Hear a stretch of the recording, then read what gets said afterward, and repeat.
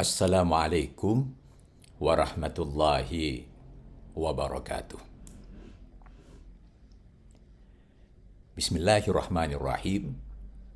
Alhamdulillahi rabbil alamin. Wabihi nasta'inu ala umuri dunya waddin. Wassalatu wassalamu ala ashrafil anbiya'i wal mursalin. Wa ala alihi wa ashabihi ajma'in, amma ba'd. Qala Allah Ta'ala fi kitabihil karim wa huwa asdaqul qailin. A'udzu billahi minasy syaithanir rajim. Bismillahirrahmanirrahim. Inna hadzal qur'ana yahdi lillati hiya aqwam wa yubashshirul mu'minin alladzina ya'maluna as-shalihat anna lahum ajrun kabira. Hadirin dan hadirat, bapak-bapak, ibu-ibu, saudara dan saudari sekalian di mana saja berada. Puji syukur, pertama-tama mari kita panjatkan kehadiran Allah Subhanahu wa Ta'ala. Karena Allah memperjumpakan kita setelah menyelesaikan sholat subuh dan aktivitas pokok pertama yang lain. Bagaimana kabar hadirin dan hadirat? Harapan saya mudah-mudahan kita sehat walafiat. Karena kita mengkaji sesuatu hal yang penting di awal-awal tahun, terutama di bulan Syawal ini. Bulan Syawal seperti kita maklumi adalah bulan peningkatan.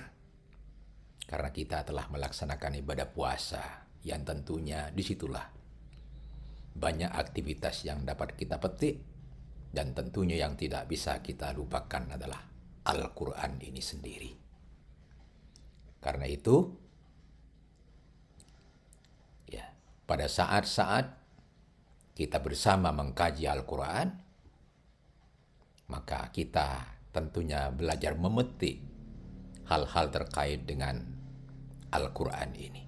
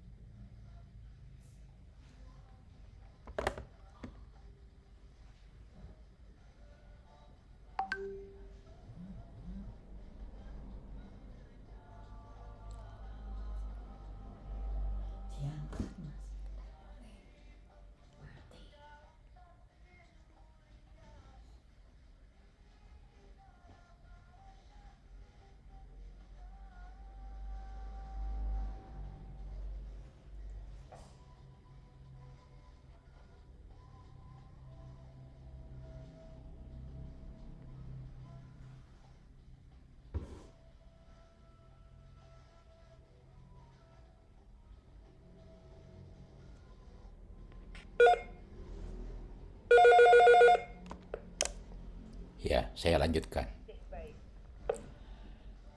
Hadirin dan hadirat yang terhormat,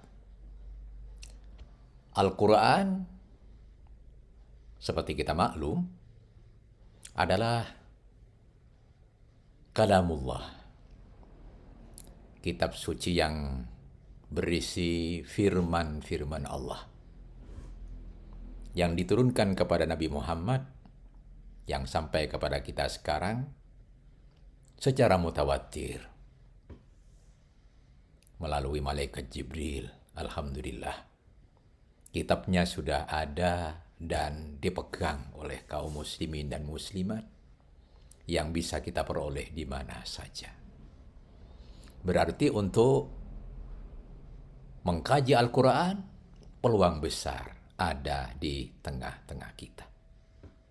Fungsi Al-Quran jelas, yang kita baca dari ayat Al-Isra 17, ayatnya ayat 9. Fungsinya pertama memberi petunjuk ke jalan yang lurus. Yang menyampaikan kepada kita adalah Allah. Allah tidak ada kekurangan di dalamnya. Kalau berbicara sesuatu, menyampaikan sesuatu, berfirman tentang sesuatu, Allah benar. Tidak ada kekurangan, dan itu bukan janji lagi. Yang kedua, Al-Quran itu berfungsi memberi kabar gembira kepada segenap mukmin dan tentunya orang-orang yang beriman yang mengerjakan amal soleh. Kabar gembira apa? Bahwa bagi mereka pahala yang besar. Mengerjakan amal soleh di sini tentunya banyak hal. Belajar Al-Quran, mengajar Al-Quran, memahami kitab suci Al-Quran, menggali ilmu-ilmu dari Al-Quran. Tentunya termasuk di sini adalah amal-amal soleh. Lebih-lebih nyata dalam hadis yang sudah disampaikan pada kesempatan yang lalu. Hadis yang berasal dari sahabat Utsman bin Affan, seorang khalifah yang melestarikan Al-Quran dengan mushaf Utsmaninya. Beliau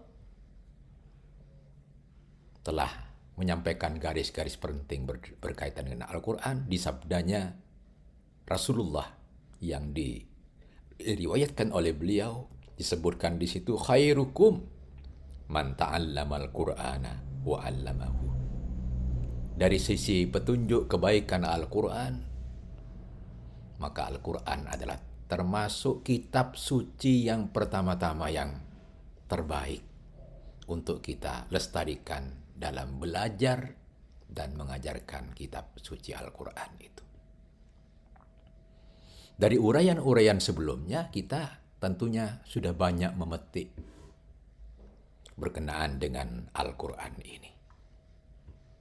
Dan Al-Quran alhamdulillah menyinari dunia ini dari yang semula terasa gelap, dari era fatrah, era umat sama bingung, era di mana umat membutuhkan petunjuk, era di mana umat sudah kehilangan pegangan, bahkan era di mana umat membutuhkan rasul pencerah.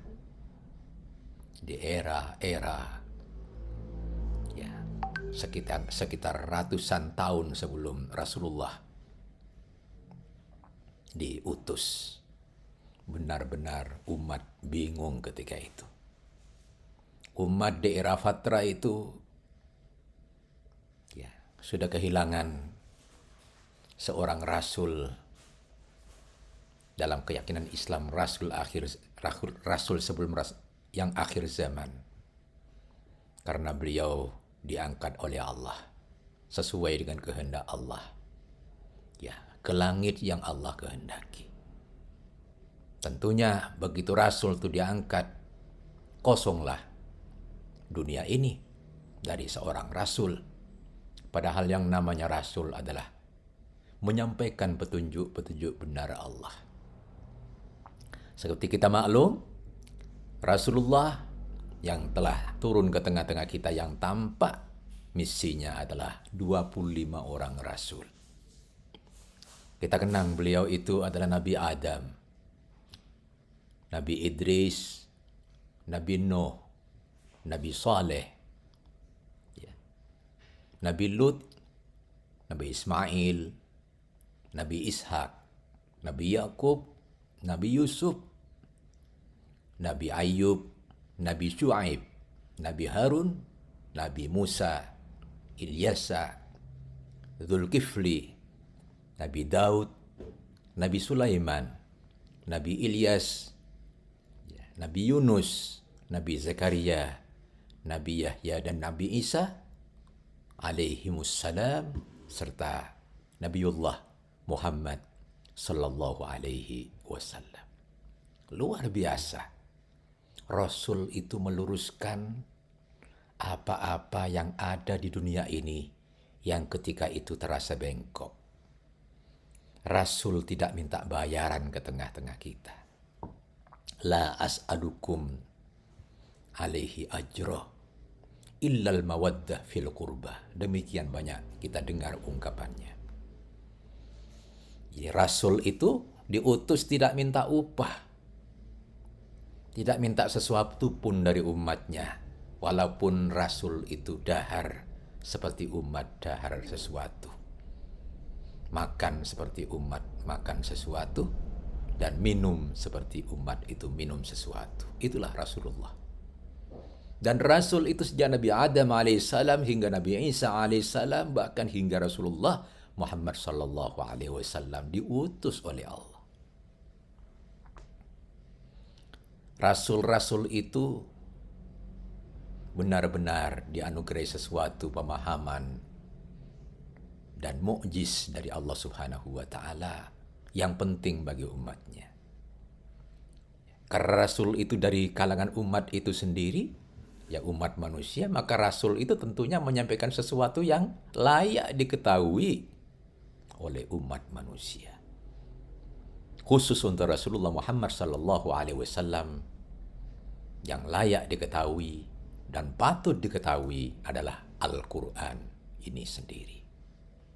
Al-Qur'an seperti kita maklum, ya selain berisi hukum-hukum yang mengenai perintah dan larangan, yang isinya berupa pembelajaran yang memiliki cakupan luas, baik Qur'ani ataupun kauni, memiliki rahasia-rahasia yang begitu luas dan banyak, sehingga sejumlah pendekatan yang komprehensif masih juga layak dihadirkan. Tidak kurang dari 110 tafsir sudah hadir ke dunia ini, tapi Al-Quran tidak selesai juga ditafsirkan. Di Indonesia alhamdulillah sudah ada tafsir besar, Al-Misbah misalnya, yang ditulis oleh ulama kita yang masih hidup sekarang, Prof. Quraish Shihab. Itu pun masih perlu datang lagi tafsir yang baru. Orang sudah selesai membaca tafsir Pak Quraish, sudah lewat Metro beliau bentangkan tafsirnya. Sudah kaji juga tafsir bahasa Jawa, Al-Ibris misalnya begitu, yang ditulis oleh Kiai Bishri. Sudah membaca juga tafsir Al-Munir, ya, yang ditulis oleh ulama kita Syekh Nawawi dari Banten. Dan banyak lagi tafsir. Tapi hati ini masih kepingin datangnya, hadirnya tafsir-tafsir baru. Tentu yang kalangan muda dari era milenial ini layak juga mencoba itu. Untuk apa? Untuk menguak lagi kandungan Al-Quran yang demikian banyak. Karena Al-Quran bukan hanya kitab berisi bidang-bidang akidah, bukan hanya berisi bidang-bidang ibadah atau muamalah, bukan hanya berisi bidang-bidang keilmuan yang cukup banyak jumlahnya, Tapi Al-Quran kita lihat juga di situ dimuat akhlak-akhlak karimah yang tentunya dijelaskan demikian detail oleh Rasulullah Muhammad Sallallahu Alaihi Wasallam. Oleh karena itu dari Al-Quran, patut Al-Quran ini terus kita angkat, kita dalami. Ada yang mengungkap ya, dari ulama kudus misalnya, sebagai wakil dari ulama-ulama yang lain mengatakan Al-Quran, hak Al-Quran itu ya diminta kepada kita hatam Al-Quran 2 kali dalam 1 tahun. Berarti kalau kurang dari 2 kali kita hatam dari Al-Quran, Al-Quran itu masih layak dilihat lagi. Ini apa artinya? Ya, bagi yang sudah bisa melaksanakan ini, Al-Quran itu tetap menarik.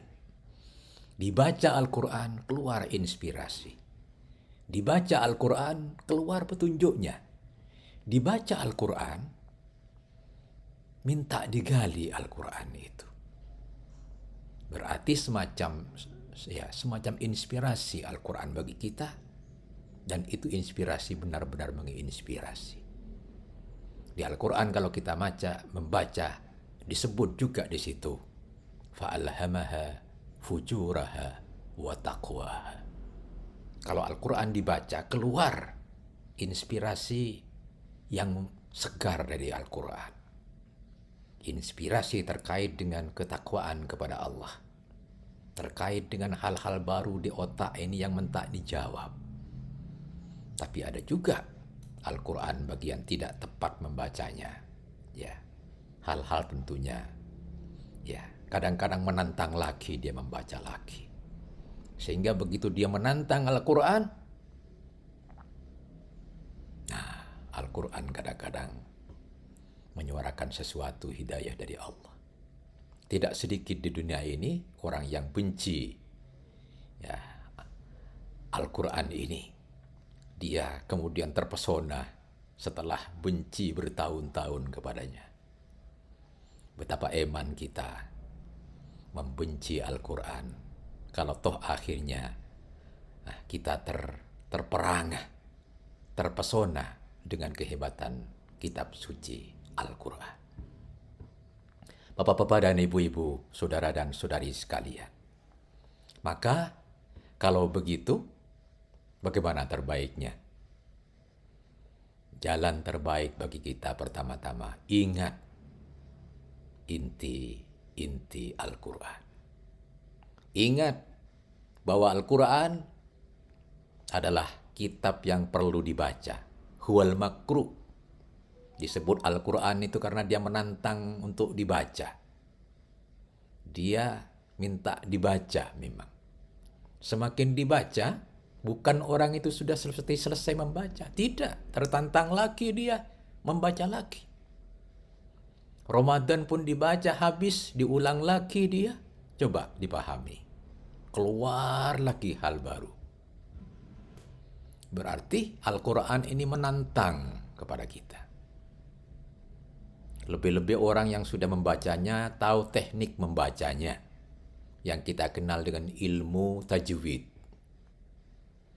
Dengan tajwid saja kadang-kadang kita kurang puas. Baca dengan tartil lagi.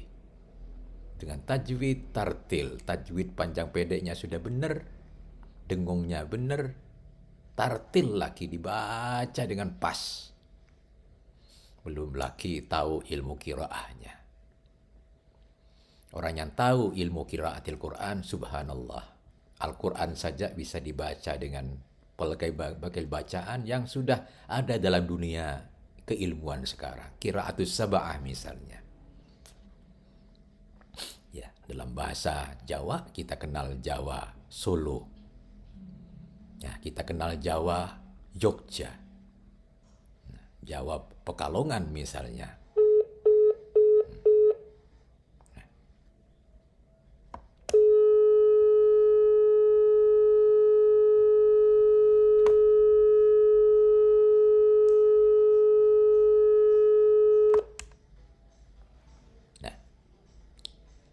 Bahasa seperti itu kalau kita lihat termasuk qiraatus sab'ah. Ya, kalau kita bandingkan seperti itu. Ya, ya, Al-Quran seperti kita maklum mirip seperti bahasa Jawa itu mengenal dialek-dialek. Dan itu kita kenal dengan qiraatus sab'ah kalau dalam Al-Quran. Sehingga bismillahi, ya, misalnya wadduha, ada yang membaca wadduhe, dan itu tidak apa-apa bagi kita. Wadduhe wallayli idha saje ma wadda'aka rabbuka wa ma qale. Tidak apa-apa.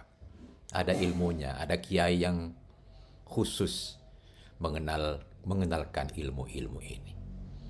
Ada yang kita yang benar-benar sudah terpesona dengan Al-Quran, sehingga membaca dengan menghafalkan Al-Quran itu. Literasi mereka tidak sekedar tahu Al-Quran dan paham, ingin menghafalkannya. Banyak sekarang tahfidz Al-Quran. Ingin Al-Quran sudah masuk di kepala mereka dan di dada mereka. Al-Quran menarik dipahami, menantang dipahami. Baik yang tersurat ataupun yang tersirat. Tentunya jangan lupa belajar Al-Quran, sempatkan minta hidayah kepada yang memiliki Al-Quran. Kepada yang ayat-ayatnya difirmankan dalam kitab suci Al-Quran. Subhanallah, Allah Maha Besar, Maha Hebat. Kemudian kita mengenal juga memahami Al-Quran. Memahami Al-Quran dengan benar, banyak teknik atau pendekatannya. Ada yang memahami Al-Quran dengan tahlili, rinci, ya. Ya, ada kalanya dengan ijmali, global. Ya, kalau sudah bicara rincian, nah ada lagi global. Ada lagi yang perbandingan dalam memahaminya, dibandingkan satu ayat dengan yang lain. Ada yang perbandingan lengkap. Lafaz Allah dalam Al-Quran banyak sekali. Banyak orang yang menyebut, terutama yang belum tahu tentunya kenapa banyak sangat lafaz Allah itu. Ternyata Allah yang satu dengan yang lain saling memperjelas tentang sosok pengertian Allah itu. Mari jangan cepat-cepat membuat sesuatu yang finish berkaitan Al-Quran dengan menilainya sebagai kekurangan. Al-Quran penuh keajaiban. Dari keajaiban seperti itu, maka mengajarkan Al-Quran pun dengan cara memahaminya yang benar perlu diikuti juga dengan bagaimana melaksanakan petunjuk Al-Quran. Orang tahu membacanya saja, tanpa tahu mengamalkan apa yang dibaca, itu masih penasaran loh. Masih penasaran. Al-Quran itu menentang lagi kepada kita untuk membaca dan sekaligus tahu tafsirnya. Subhanallah. Baru tahu tafsir seayat saja, kadang-kadang muncul lagi ayat yang lain yang memperjelaskannya. Seorang ibu misalnya, ya, tahu bahwa Al-Quran itu menjelaskan di dalamnya bahwa anak itu sebetulnya selain idaman kita juga fitnah di dalamnya. Tapi kalau orang tua memahami bahwa fitnah di dalamnya itu bukan buruk berarti anak, tapi berpeluang bagi kita menantang, mendidiknya, membimbingnya dengan betul sampai anak itu betul-betul arah dengan jelas, maka memakluminya kekurangan anak-anak kita, lalu kita membimbingnya terus sampai akhir hayat kita. Di situ kesabaran yang besar nilainya. Al-Quran betul-betul mempesona. Keterpesonaan kita dengan Al-Quran layak diteruskan dengan detail-detail lebih lanjut pemahaman kita berkaitan dengan Al-Quran. Saya sebutkan beberapa ilmu yang layak lagi dijelaskan, tapi bukan saya yang menjelaskannya barangkali. Jenengan hadirin dan hadirat belajar lagi Al-Quran. Apalagi misalnya yang tidak disebut-sebut di sini, ilmu mawatinin nuzul. Ilmu yang membahas tentang tempat-tempat turunnya Al-Quran. Silakan yang penasaran lanjut mempelajari ini. Ada lagi misalnya asbabun nuzul. Sebab-sebab Al-Quran diturunkan, dibaca. Ada sebab, itu tidak semua, walaupun tidak semua ayat ada sebabnya, tapi pada sebab-sebab tertentu di situ layak dilihat Al-Quran. Karena Al-Quran ada peristiwa tentunya di balik itu yang menantang kita membacanya. Ada lagi misalnya gharibil Quran. Nah, ini adik-adik sekarang sudah diajarkan gharib dalam Al-Quran. Susah kadang-kadang dibacanya, tapi begitu diterapkan, dijelaskan, menjadi jelas. Ya, Al-Quran minta dibaca sesuai versi Al-Quran. Nah, ilmu amsalil Quran membahas perumpamaan-perumpamaan dalam Al-Quran. Bagi orang yang suka bermisal-misal, perumpamaan dalam Al-Quran menantang kita untuk terus melihat apa maunya Al-Quran pakai misal begini. Tentunya tanpa misal banyak yang tercecer pemahaman kita dari Al-Quran. Nah, aksamil Quran, sumpah lagi Al-Quran. Ada. Wal asri, itu sumpah dari Al-Quran. Wal laili, sumpah juga dari Al-Quran. Wadduha, apalagi ini? Dan begitu. Al-Quran banyak memberi inspirasi bagi kita untuk mendalaminya dengan lebih detail lagi. Saya terus terang saja hanya merangsang kita untuk mari mendalami lagi Al-Quran. Jangan jemu-jemu memegang, membaca, dan tentunya mengajarkan Al-Quran. Di tanah Jawa ini saja sudah banyak sarjana yang berdedikasi kepada Al-Quran. Bahkan terakhir ini di Jawa Tengah saja ada seorang tokoh misalnya yang suka mengajarkan Al-Quran kepada yang sepuh-sepuh. Yang kalangan doktor, kalangan profesor, silakan dicari siapa beliau. Cukup viral, Nama beliau itu tidak harus bayar banyak kelihatannya. Cuman uang snack, kata beliau. Banyak orang-orang sudah terpesona dengan kehebatan Islam dan Al-Quran tentunya. Mari, walaupun di radio ini beberapa kali mati, saya tetap saja akan menyampaikan kebenaran ini. Karena Al-Quran adalah sangat mempesona bagi kita. Al-Quran tolong dipahami sampai detail-detailnya. Gunakan umur kita untuk mendalami dan mempelajari serta memahami petunjuk-petunjuk serta pelaksanaan Al-Quran dalam kehidupan. Jangan sia-siakan umur untuk melewati informasi Al-Quran. Oleh karena itu benar kiranya penyampaian hadis bahwa khairukum man ta'allamal Qur'ana wa 'allamahu. Sebaik-baik kalian adalah orang yang allamal Qur'an, belajar Al-Quran, wa 'allamahu, dan kemudian mengajarkan Al-Quran. Kalau sudah tahu, jangan dikunyah-kunyah sendiri Al-Quran. Sampaikan kepada yang lain. Seorang ibu yang sudah bisa, sampaikan kepada anaknya. Dan seorang anak yang bisa melebihi ibunya, jangan khawatir. Sampaikan itu kepada ibunya. Insya Allah ibunya yang masih suka Al-Quran, dia akan belajar Al-Quran walaupun kepada anaknya. Ingat bahwa yang demikian tidak sedikit. Banyak kalangan lain belajar dari anaknya kitab suci Al-Quran. Karena tantangan Al-Quran, khairukum man ta'allamal Qur'ana wa 'allamahu. Saya kira uraian ini sampai di sini saja ya. Saya juga tidak bisa menerangkan Al-Quran dengan tuntas. Sampai di sini poin-poin saya. Mudah-mudahan penyampaian ini minimal menginspirasi kita untuk mendalami Al-Quran dimanapun posisi dan kita berada. Dan mudah-mudahan Al-Quran memberikan syafaat kepada kita, baik yang mendengar siaran ini atau yang menyampaikan siaran ini kepada siapapun dan memperluasnya.